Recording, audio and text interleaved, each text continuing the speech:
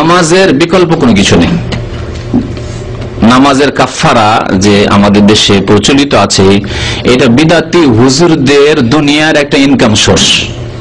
সে নিজের স্বার্থে লাগা, অথবা মসজিদ মাদ্রাসার স্বার্থে লাগা, যাতেই লাগা, কিন্তু একটা ইনকাম সোর্স হিসেবে তারা ধরে নিয়েছে যে সোজা আঙ্গুলে তো অনেক সময় টাকা পয়সা আদায় করা যায় না জনসাধারণের কাছে, তো এই বাঁকা আঙ্গুল দিয়ে ঘি বের করতে হবে।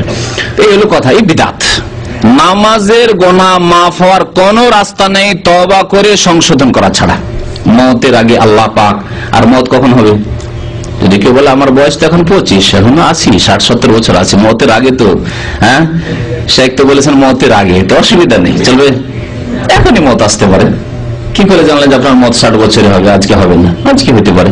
সুতরাং সব সময় সংশোধনের জীবন, সৎ জীবন যাপন করে 5 ওয়াক্ত নামাজ পড়ে আপনি জীবন যাপন করেন, ইনশাআল্লাহ ভালো অবস্থায় মত আসবে।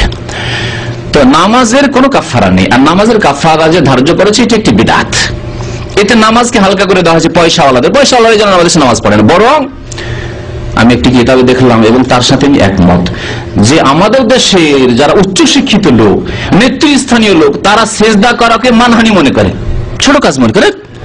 আমার মতো একজন ব্যক্তিত্ব সম্পন্ন লোক, আমার মতো এত পুঁজিপতি লোক, পয়সা লোক আবার মাটিতে জমিনে সেজদা করবে? জানো এটা কাজ একটা নিকৃষ্ট কাজ। আর যদি একটু যদি মানে থাকে সামাজিকতা, ঈমান তো নাই কিন্তু সামাজিকতা, তাহলে কাফারা দিয়ে দিবে, অসুবিধা কি? কত টাকা কাফারা নেবে? কাফারা দিবে। কাফারা তার বেনামাজি বানিয়েছে। বিদআত আর বেনামাজি বানাবার একটা রাস্তা। আর কুল্লু বিদআতিন দালালা কুল্লু দালালাতিন ফিন্নার, এর পরিণাম হচ্ছে জাহান্নাম। নামাজের যাদের অতীতে অজানা অবস্থায় ছুটে গেছে, নামাজের গুরুত্ব জানতেন না, নামাজ না পড়লে মুসলিম থাকবো না জানতেন না, মনে করতেন এটা গুনাহ না গুনাহ, তারা তওবা করে ফিরে আসেন। নামাজ না থাকলে মুসলিম থাকবেন না, বেনামাজি মুসলিম নয়, এটি হচ্ছে ইসলাম। সুতরাং আল্লাহর রাস্তায় ইসলামে দিয়ে ফিরে আসে যদি মুসলিম থাকতে চান। আর যদি কেউ বলে যে আমার পরোয়া নেই, মুসলিম থাকি আর না থাকি, তো তার ব্যাপার সেটা। ফামান শাআ ফালইউমিন ওয়া মান শাআ ফালইয়াকফুর।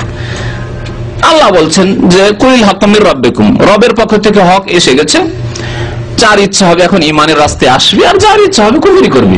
কিন্তু জেনে শুনে কুফরি করবেন, কালকে আমাদের জবাবদিহি করবেন। সংশোধনের এখনো সময় আছে। আল্লাহর রাস্তায় 5 ওয়াক্ত নামাজ পড়েন, খুব হালকা। ইল্লা আলাল খাশিন, আল্লাহ বলেছেন যারা খাশিন, আল্লাহ ভীরু, তাদের জন্য নামাজ খুব হালকা, ভারী নয়।